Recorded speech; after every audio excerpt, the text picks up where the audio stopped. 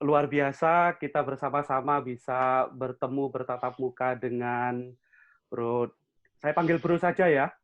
Bro aja nggak apa-apa. Ini lighting saya kayaknya agak terang banget gitu. Uts, ya saya Oke, rendahin dikit sudah, deh biar sudah. ya nggak terlalu bersinar. Nanti dipikir Yesus. Oke, ya. Baik, selama ini kalau saya seringkali melihat Bro Daniel Mananta ini kan di Indonesian Idol ya. Jadi selalu saya tonton Mas dan bersyukur malam hari ini akhirnya bisa bertatap muka dan saya yakin semua orang sudah tahu nih kiprah seorang DM, seorang Daniel Mananta yang telah menginspirasi banyak orang terutama generasi milenial. Ya, siapa sih yang tidak kenal DM? Maka saya tidak perlu nanti membacakan biografinya, tinggal klik aja di Google, cari Daniel Mananta, wajahnya sudah menghiasi semuanya itu ya. Baik, langsung saja saya ingin bersama-sama pada malam hari ini berbincang bersama dengan Bro Daniel Mananta ini. Nah, kalau saya boleh bertanya, bagaimana sih ceritanya sampai akhirnya Bro ini menjadi Daniel Mananta yang seperti sekarang ini? Prinsip-prinsip apa yang dibangun? Mungkin ada passion tertentu yang membuat DM ini sampai akhirnya dapat tetap eksis sebagai public figure. Kita ketahui Bro adalah seorang presenter, bahkan saya sudah kenal Bro Daniel Mananta ini menjadi VJ waktu di MTV, kemudian juga menjadi aktor, kemudian menjadi model dan sebagainya. Boleh Bro disaringkan untuk kita semuanya. Silakan. Terima kasih, Mas. By the way, terima kasih ya, bagus banget pakai base-nya, saya jadi malu. Tapi yang pastinya ini sebuah kasih karunia dari Tuhan, saya bisa berada di sini sekarang karena saya ngerasa kayak banyak banget hal-hal yang saya lakuin kebetulan, saya ngerasa I was in the right place at the right time, kayak gitu sih. Saya ngerasa seperti itu. Jadi kalau misalnya ditanya kebiasaan-kebiasaannya, emang bener kayak saya percaya banget, nggak tahu kalau misalnya di sini Bapak, Ibu, atau Romo ada yang pernah baca buku Seven Habits of Highly Effective People, Stephen Covey, ya nggak sih? Jadi dia bilang kalau misalnya dari pikiran akan menjadi sebuah aksi, aksi akan menjadi sebuah perbuatan, perbuatan akan menjadi sebuah kebiasaan, kebiasaan akan menjadi sebuah karakter, dan karakter akhirnya akan menentukan nasib. Jadi waktu awal-awal saya berkarir gitu, saya ngeliat ada salah satu orang, dia seorang bilioner. Dia benar-benar kaya banget. Kalau misalnya, mungkin kalau saya sebut namanya pasti udah tahu. Dia ada di cover majalah Forbes, dan habis itu saya tanya sama beliau gitu. Kebetulan saya punya kesempatan untuk ketemu dengan beliau di sebuah acara, dan saya tanya dengan beliau, Pak, jujur nih, saya nggak tahu saya akan bisa sekaya Bapak atau enggak gitu. Tapi kebiasaan-kebiasaan Bapak setiap hari itu apa sih? Saya tanya kayak gitu kan. Ya. Habis itu beliau bilang, yang pasti pertama, saya bangun pagi. Gitu. Bangun jam 4 pagi kadang-kadang. Yang kedua, saya olahraga setengah jam sampai 1 jam. Sebelum olahraga, dia saat teduh dulu. Dia saat teduh dulu. Habis itu dia baru olahraga. Setelah olahraga, dia baru makan pagi sama keluarga. Habis itu, atau mungkin mandi dulu, habis itu baru makan pagi sama keluarga. Dan setelah itu dia siap-siap jalan, masuk mobil, baru ngecek handphone. Dan itu mengejutkan banget buat saya. Oh ya, sebelum itu dia juga suka baca buku.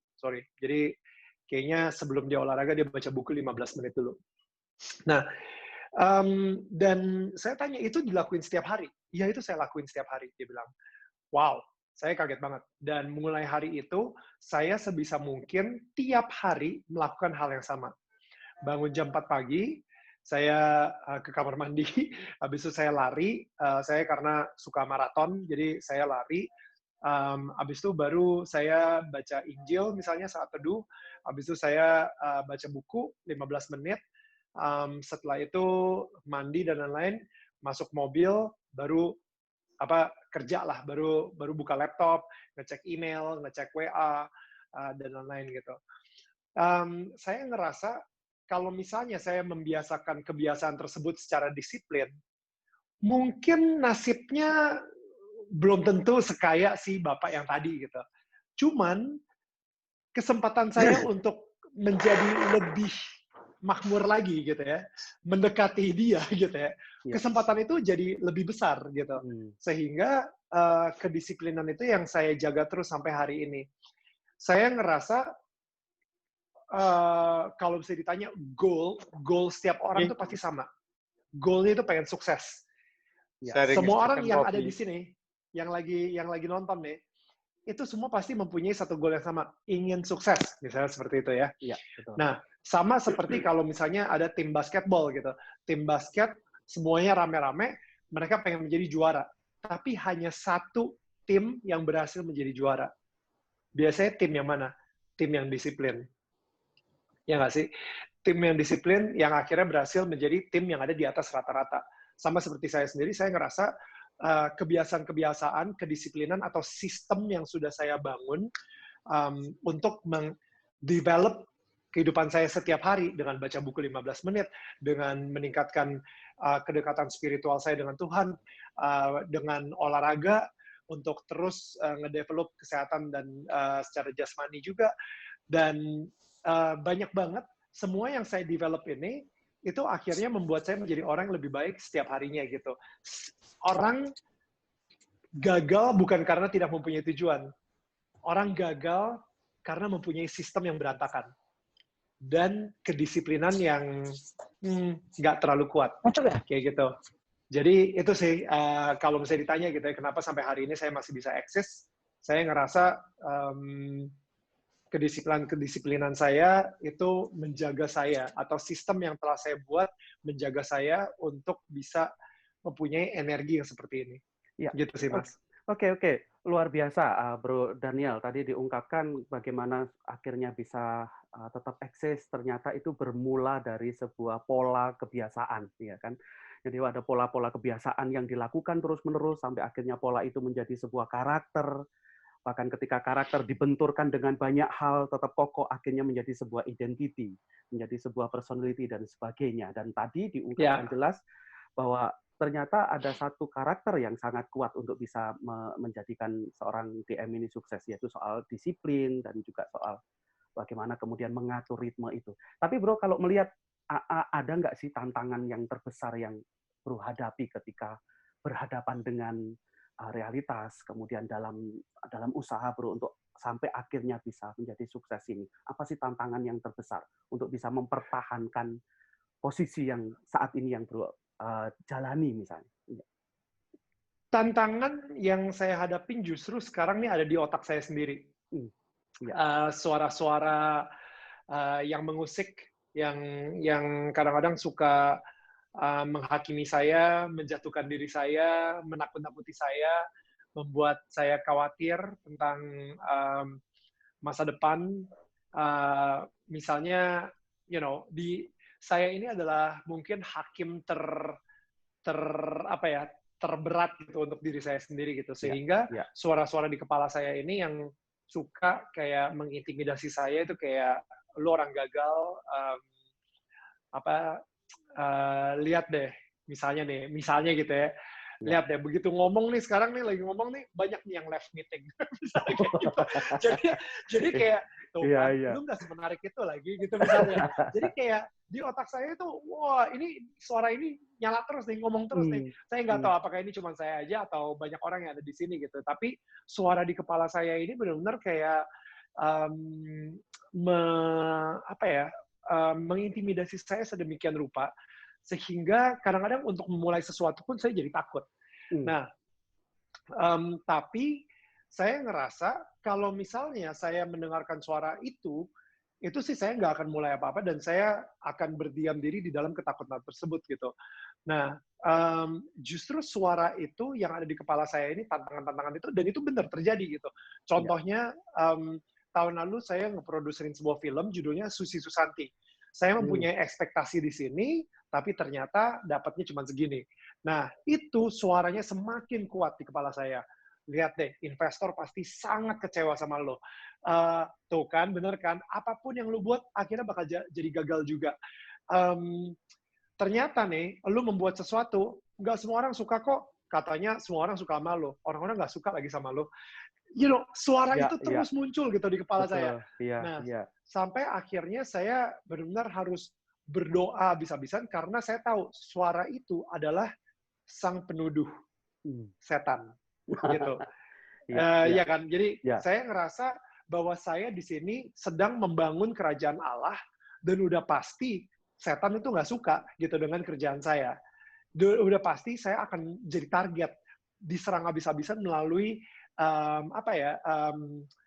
suara-suara yang ada di kepala saya ini gitu. Jadi saya bersyukur banget ketika saya buat film Sri Susanti itu sampai ada orang yang mendoakan saya sampai akhirnya dia bilang, Daniel, tahu nggak? Itu sebenarnya semua hanya pemikiran di dalam kepala kamu aja. Ternyata semua kayak ketika saya tanya investor saya, mereka nggak kecewa. Mereka sangat bangga bisa terasosiasikan dengan sebuah film yang begitu bagus. Kritik film semua pada bilang bagus. Jumlah penonton emang tidak sesuai ekspektasi, tapi saat ini kita akan coba jual ke international market. Gitu. Jadi kayak sebenarnya belum selesai perjuangan si film ini, masih banyak lagi. Tapi di dalam diri saya udah si setan-setan itu kayak mencoba menghancurkan saya banget dari dalam gitu. Sehingga kadang-kadang kalau misalnya kita ngikutin si suara ini dan kita memberikan mereka makan gitu ya. Jadi kita kayak membuat mereka menjadi lebih kuat. Yang ada kita mulai merasa depresi, kita mulai merasa ketakutan terus dan akhirnya ya bisa gila sih. Oke. Maksudnya orang bakal mikir soalnya orang banyak mikir kayak Daniel selebriti sukses pasti nggak ada lah yang kayak gini-ginian. No, setiap hari kerjaan saya adalah battling atau mengalahkan suara-suara intimidasi di kepala saya terus gitu. Oke. Ini keren sekali ini, Bu.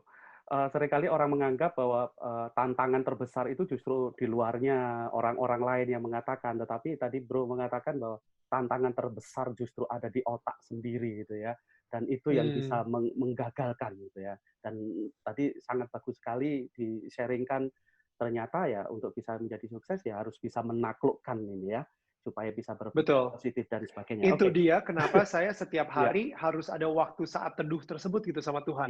Iya. Karena seperti di Mazmur juga bilang gitu kan kayak sembunyikan sabdamu ya Tuhan di dalam hatiku gitu misalnya, dan saya ngerasa justru ketika kita lagi diintimidasi kita langsung menyerangnya dengan sabda Tuhan gitu, firman Tuhan yang ada di dalam hati kita.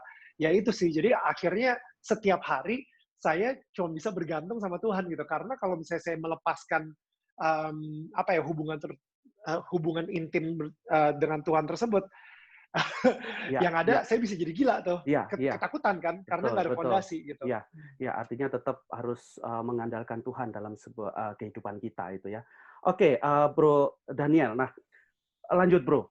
Tema kita malam hari ini kan tentang bagaimana mencetak generasi unggul berdaya saing global dan terutama bagaimana mencetak menjadi seorang generasi yang nasionalis nih. Nah, saya ingin bertanya nih, menurut pandangan seorang Daniel Mananta tentang nasionalisme itu seperti apa sih, Bro? Nasionalis itu bukan sekedar pengetahuan, bukan sekedar knowledge. Kayak hafal UUD 45 ya hebat, cuman maksud saya itu bukan artinya kamu bisa dibilang nasionalis. Hafal seluruh sila di Pancasila itu bukan artinya kamu seorang nasionalis. Beraksi atau mempunyai lifestyle Pancasila itu adalah nasionalis. Ketika kita, yang pertama ketuhanan Maha Esa, di mana kita menghormati semua agama karena kita semua sama-sama mempunyai satu Tuhan. Itu menurut saya nasionalis. Ketika kita pengen mempunyai sebuah kemanusiaan yang beradab gitu, ketika kita melihat misalnya pembantu rumah tangga, asisten rumah tangga, sebagai seorang manusia, bukan seseorang yang kita bayar, habis itu adalah properti kita, dan kita bisa ngapain dia aja, terserah kita. Nggak perlu bayar UMR lah, semua pembantu juga dapat harganya segitu. Masa kita ngasih dia UMR? Itu tidak mencerminkan kemanusiaan yang beradab, yang adil dan beradab, sorry. Ya. Gitu. Dan persatuan Indonesia, kita, kalau misalnya kata Tuhan Yesus, peacemaker, be a peacemaker, bukan peacekeeper, peacemaker. Kita yang menciptakan kedamaian, kita yang menciptakan persatuan. Ketika kita melihat ada yang namanya seseorang yang berusaha memecah belahkan, mengadu domba dan lain-lain, kita berjuang untuk menghancurkan si racun atau toksik atau tumor atau kanker tersebut gitu, supaya demi persatuan Indonesia. Itu menurut saya nasionalis juga. Keempat, saya nggak pernah hafal silanya. But it's about democracy. Ya kan? Demokrasi. Semua orang itu mempunyai suara yang sama, hak yang sama, kewajiban yang sama. Dan yang kelima, keadilan sosial. Dan menurut saya, keadilan sosial itu bukan bantuan sosial.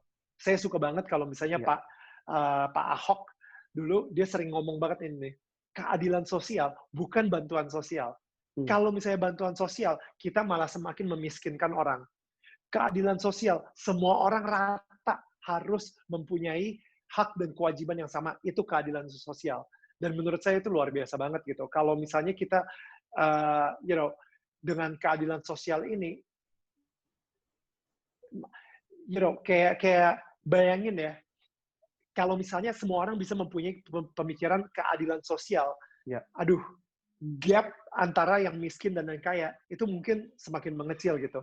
Dan nggak ada lagi stereotip, nggak ada lagi bully-bulian, nggak ada lagi kayak kecemburuan sosial misalnya seperti itu dan lain-lain gitu ya. Dan maksud saya, ya itulah keadilan sosial. Bayangin kalau misalnya lima-limanya itu kita hidupkan, kita evaluasi diri kita sendiri. Dan itu menurut saya nasionalis gitu. Bukan cuma sekedar bisa menghafal, cuma knowledge, tapi mempunyai wisdom-nya atau hikmatnya untuk menjalankan apa yang telah dipikirkan oleh pendiri-pendiri bangsa kita ini. Iya. Saya setuju banget, Bro. Ketika seseorang dikatakan nasionalis, itu bukan hanya soal menghafal, tapi sungguh-sungguh ya terwujud atau terbukti itu dari aksi yang nyata itu ya. Dan kalau saya melihat kan kiprah Bro Daniel Mananta ini kan juga walaupun sering muncul di kancah global dan sebagainya, tetapi ada rasa cinta terhadap NKRI yang sangat kuat sekali gitu. Dan itu kebanggaan tersendiri, terutama bagi saya itu ya, kebanggaan tersendiri. Nah, thank you Mas Andi. Ya, dan luar biasanya itu terwujud juga dengan aksi-aksi dan tentu banyak orang sudah tahu ini yang saat ini juga saya pakai. Thank you loh. Walaupun nggak tahu apakah ini asli atau tidak. Asli. Belum ada yang bajakannya, ini saya yang baru. Oke, ini soal Damn I Love Indonesia. Nah, ini saya pingin tahu ini. Ada gagasan, ada pemikiran apa dari Bro Daniel Mananta sampai akhirnya kemudian keluar soal ungkapan Damn I Love Indonesia ini. Silakan Bro, di-sharingkan.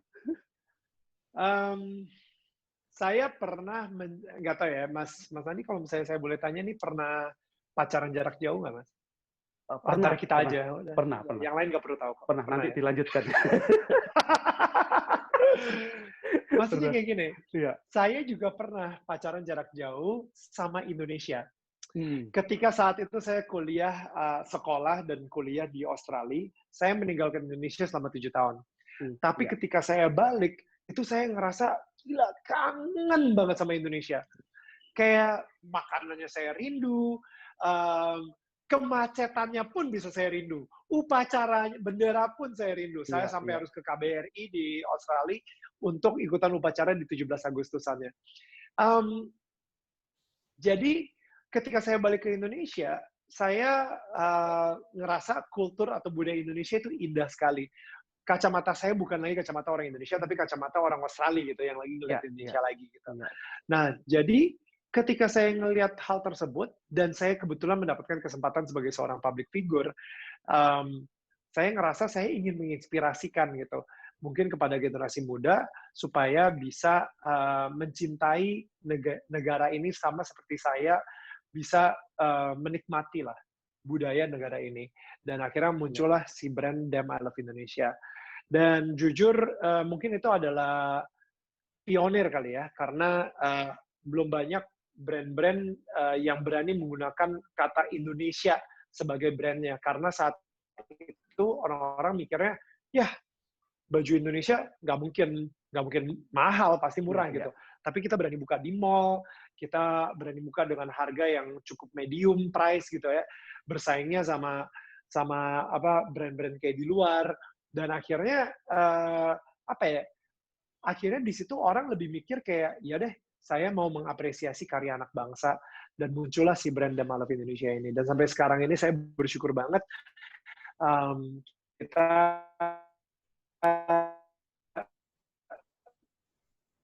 masih diminati. Jadi kayak satu waktu traveling, karena bahkan kayak baju ini banyak sekali sudah ada beberapa cerita ya yang saya dengar uh, menyatukan orang-orang jomblo. jadi, Oh, gitu. jadi ada cewek pakai baju The Mall of Indonesia dan lagi jalan-jalan di Amerika, ada bule Iya. nanya, hey, dari Indonesia ya? Saya juga pernah ke Indonesia, ngobrol-ngobrol-ngobrol, sekarang punya 2 anak. Iya. Ya, keren, keren. Iya. Tapi Damn I Love Indonesia ini, apakah itu hanya hanya dalam arti terungkap dalam kaos ini, atau ada budaya tertentu yang mau ditampilkan atau disuarakan, Bro, dari gerakan ini? Dari gerakan ini udah pasti gue pengen banget kayak banyak anak muda yang ngeliat the urban culture ya, maksudnya budaya Indonesia itu ternyata bisa kita package sedemikian rupa menjadi keren, menjadi modern, menjadi desirable gitu. Karena emang benar, kalau misalnya saya nonton di TVRI wayang jam 1 sampai jam 5 gitu ya, Iya, pagi gitu ya, itu saya ngantuk. Dan itu pun juga, dengan ini. Cuman kalau misalnya wayang kita bikin dengan ala-ala, kayak kita bikin dengan gaya pop art, Andy Warhol misalnya seperti itu akan menjadi lebih menarik. Nah, itu yang akhirnya kita lakukan. Batik yang kalau misalnya terlihat tua atau kuno saat itu, kita bikin sedemikian rupa sehingga itu menjadi lebih menarik dan lebih modern. Nah, sehingga akhirnya anak-anak mudanya justru yang lebih pengen pakai baju dan Mall of Indonesia daripada orang tua gitu. Orang tua kebanyakan ngelihat, aduh ini baju anak muda banget gitu atau apa gitu. Tapi hmm, anak mudanya justru jadi apresiasi budaya Indonesia melalui baju Dem I Love Indonesia. Dan mereka saat ini mempunyai sebuah platform. Mereka saat ini mempunyai sebuah cara untuk ngasih tahu ke semua orang bahwa mereka cinta sama Indonesia dan mereka tetap bisa kelihatan keren gitu. ya, Makanya tagline kita patriotism never look this good gitu. Jadi kita pengen banget kalau misalnya dulu anak-anak muda pakai batik udah kayak Pak Lurah gitu kan. Cuman sekarang kalau misalnya mereka pakai batik kita gitu ya, The Mall of Indonesia, wow, mereka bisa pakai itu clubbing dan tetap kelihatan keren gitu. Jadi ya itu yang kita kita jaga banget. iya. Jadi intinya melalui Damn I Love Indonesia ini mengajak kaum muda generasi bangsa ini untuk semakin lebih mencintai itu ya, Betul. mencintai produk-produk Indonesia itu ya. Betul. Apakah terinspirasi juga dari sana itu ya? Eh, Enggak juga, tapi beliau mungkin bisa dibilang beliau adalah apa ya, seseorang yang sangat giat banget menyuarakan cintailah produk-produk buatan Indonesia gitu. Tapi dari situ, dari yang kayaknya diajarin, di-preach gitu ya, dikotbahin sama beliau, sekarang nih ada satu bajunya yang mereka bisa pakai gitu, tanpa harus dikotbahin gitu sih. Oke, terima kasih, Bro. Pertanyaan terakhir sebelum nanti kita buka tanya jawab supaya Forum. banyak banyak interaksi nih. Tadi Bro mengatakan mengajak generasi muda untuk lebih mencintai Indonesia. Menurut Bro, bagaimana sih generasi muda bangsa Indonesia ini? Soal nasionalismenya, soal cinta Indonesianya, atau apa ya menurut pandangan dari Bro Daniel? Mereka nasionalis kok ke negara Korea. Bercanda. Mereka sangat nasionalis. Actually, kita di sini mungkin, nah ini yang harus saya tanyain. Definisi nasionalis buat Anda sama definisi nasionalis anak milenial dan Gen Z mungkin berbeda. Kalau misalnya Gen Z dan milenial sekarang ini, ada satu yang namanya, satu kata namanya globalization. Jadi, cara berpikir mereka adalah global. Tapi, hati mereka masih lokal. Jadi, sekarang ini, cara mereka melakukan hal-hal tertentu, oh iya, mereka benchmarknya, standarnya adalah drama-drama Korea yang mereka nonton. Adalah Hollywood yang udah kayak menguasai negara ini gitu misalnya. Itu standar mereka, YouTube-nya dan lain-lain itu standar mereka. Tapi konten yang mereka ciptakan itu lokal. Sehingga konten lokal tersebut sekarang dengan platform global yang kita punya, itu justru akan malah menaikkan Indonesia ke kancah internasional. Dan menurut saya, itu adalah salah satu bentuk dari nasionalisme. Ya. Gitu. Ya, jadi, ya udah silakan. Udah, cukup. Ya, oke ya, supaya nanti kita banyak berinteraksi. Baik, terima kasih Bro untuk sharingnya yang sangat luar biasa.